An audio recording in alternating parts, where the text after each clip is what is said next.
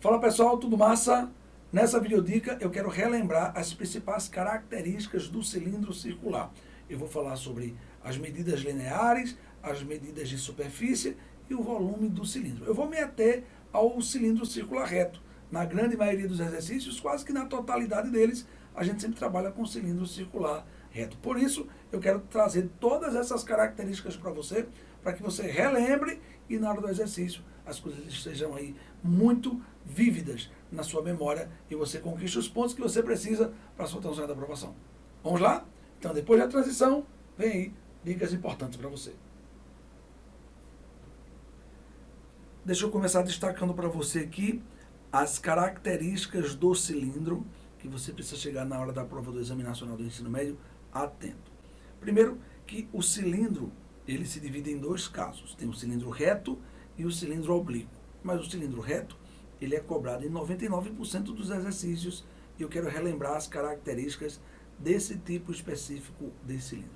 Primeiro é que o cilindro ele é um sólido de revolução. Vou até colocar aqui, ó. Cilindro, quando o cilindro ele é reto, ele é considerado um cilindro de revolução. Bom, mas como é que isso se dá? É bem simples. Olhe para esse retângulo que eu vou destacar aqui. Considere esse lado aqui do retângulo como sendo um lado que a gente vai deixar fixado e a gente vai girar esse retângulo em torno desse lado, que vai ser considerado o eixo do cilindro, ou seja, o eixo de rotação, vamos dizer assim.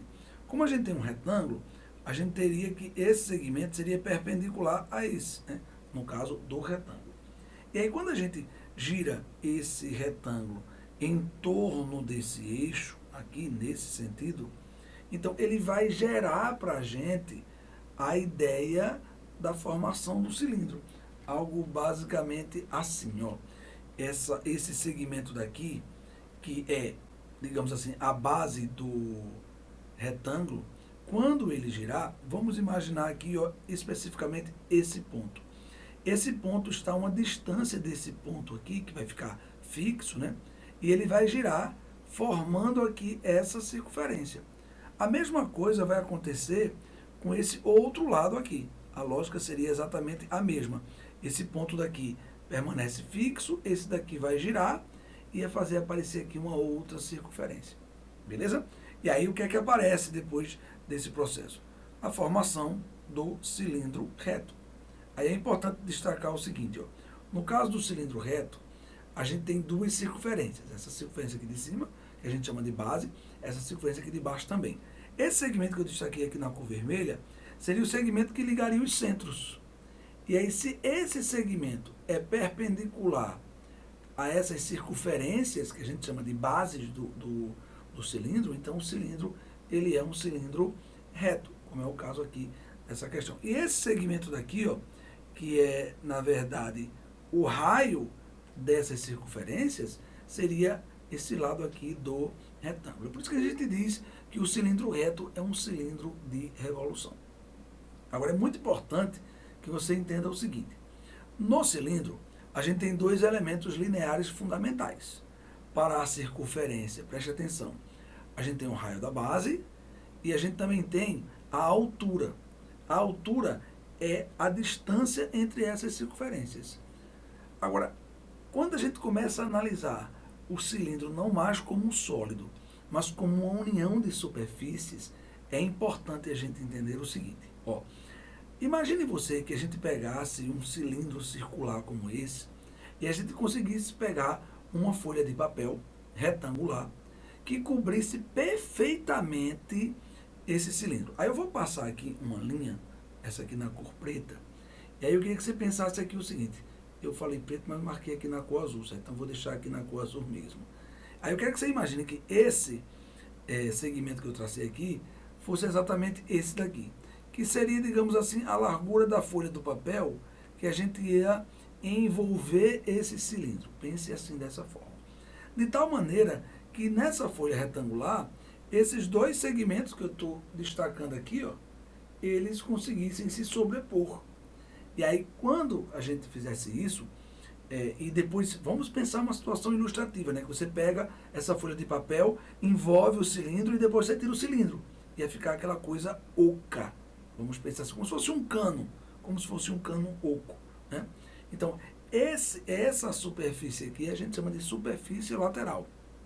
Outra coisa muito importante. Quando você olha para essa circunferência daqui, deixa eu marcar aqui cuidadosamente, ó. Essa circunferência daqui é a circunferência do círculo que a gente chama de base, né? No caso do comprimento dessa circunferência, ele ia coincidir exatamente com esse comprimento daqui, ó. Agora imagine você que eu pegasse essa folha de papel que eu acabei de mencionar, né? Como se fosse envelopar o cilindro.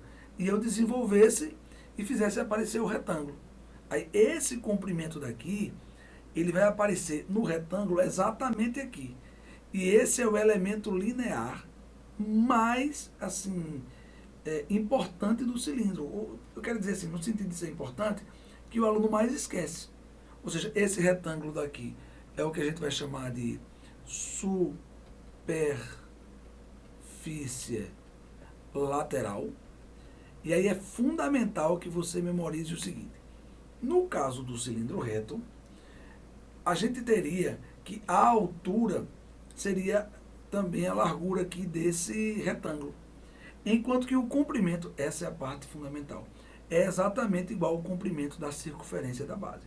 Então, você ficou atento a isso, você vai estar ciente de muitas coisas no cilindro, vai sair exatamente dessa planificação. Outra coisa importante é que, no contexto meramente matemático, analisando o cilindro como um sólido, ele sempre vai ter duas bases, uma circunferência aqui em cima, outra aqui embaixo.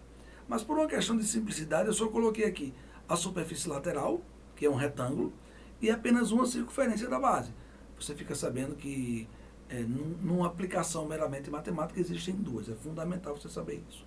Bom, mas agora, já que eu apresentei os elementos lineares, raio da circunferência da base, a altura do cilindro e agora esse comprimento daqui, eu quero falar sobre as medidas de área. Então, por exemplo, a gente pode trabalhar em um cilindro com a medida da área da base, que é a área de uma circunferência. Apesar de terem duas circunferências, quando a gente fala da área da base, a gente fala da área do círculo da base.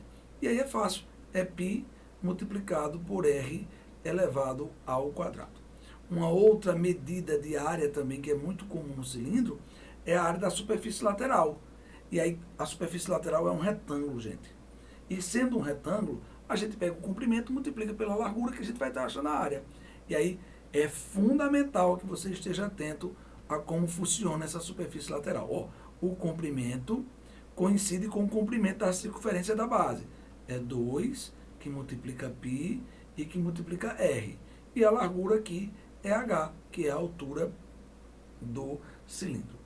Outra medida de área que é comum se calcular é a medida da área total. E no caso da área total, apesar de ter uma fórmula que a gente pode desenvolver, a gente pode simplesmente dizer o seguinte: a área total de um cilindro é 2 vezes a medida da área da base, que na verdade a gente tem duas circunferências, mais a medida da área lateral. Se você substituir aqui a fórmula da área da base, a fórmula da área lateral, você vai conseguir desenvolver e encontrar uma fórmula para essa área total. Mas eu julgo que não é necessário, é muito mais simples você associar isso dessa forma. E para a gente finalizar, tem mais uma medida, né? Só que dessa vez não é mais uma medida de superfície, uma medida de área, é a medida de volume. Como é que a gente calcula o volume de um cilindro?